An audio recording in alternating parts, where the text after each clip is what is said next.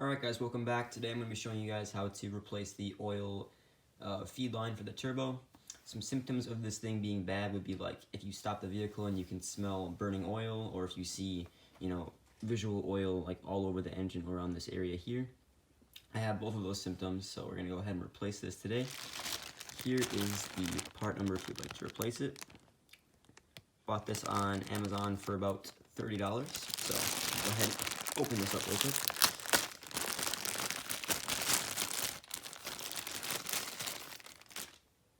Alright, so this is the part. Basically, it sits right down here. That little hose right there. So it's pretty easy to change. All you have to do is, first of all, take off the heat shield for the exhaust. There are three, I believe, yes, three 5/16 little star bits right here you got to take out. It's pretty easy, so we're going to go ahead and do that real quick, and I'll be right back.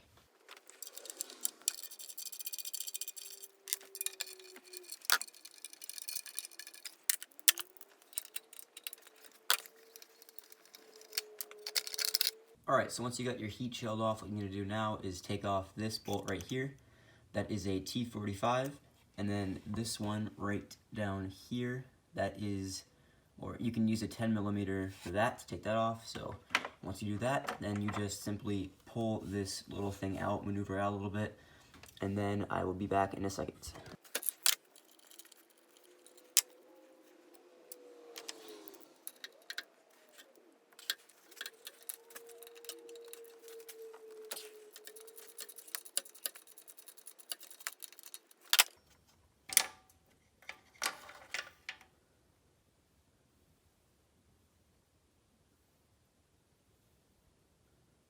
Alright, so we got that one out.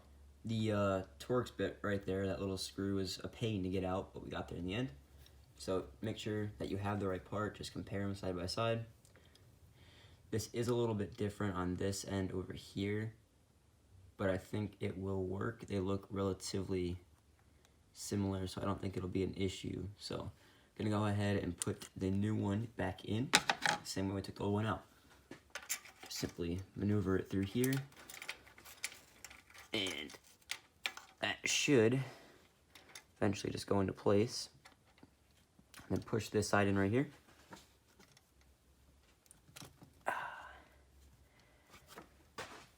Just like that. And then make sure this is over here lined up. And there you go. That's just about it. Now I just have to go through and tighten up those two bolts.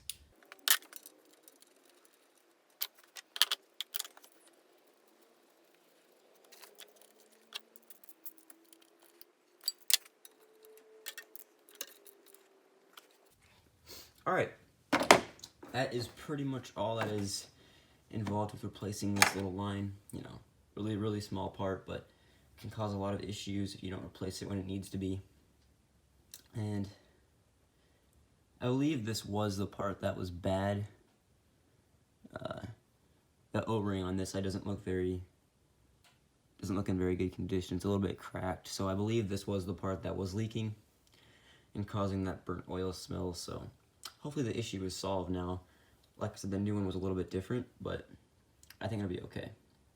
So now, before I put that heat shield back on, I'm going to go ahead and start the car and make sure there's no leaks, make sure everything's tightened up and reinstalled correctly, and then we're going to go ahead and put the heat shield back on, and that will be just about it. So I'm going to go ahead and start the car now.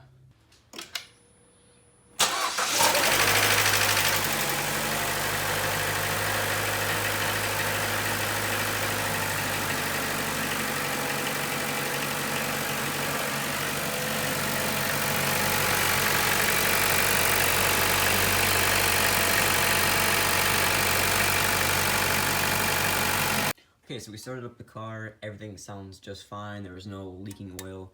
It was a bit loud when we started up the car, but don't worry about that. That's just because this one, the one that you took off, was full of oil, because this is a supply line for the turbo. The new one that you installed doesn't have any oil in it, so there's no oil going to the turbo for a little bit.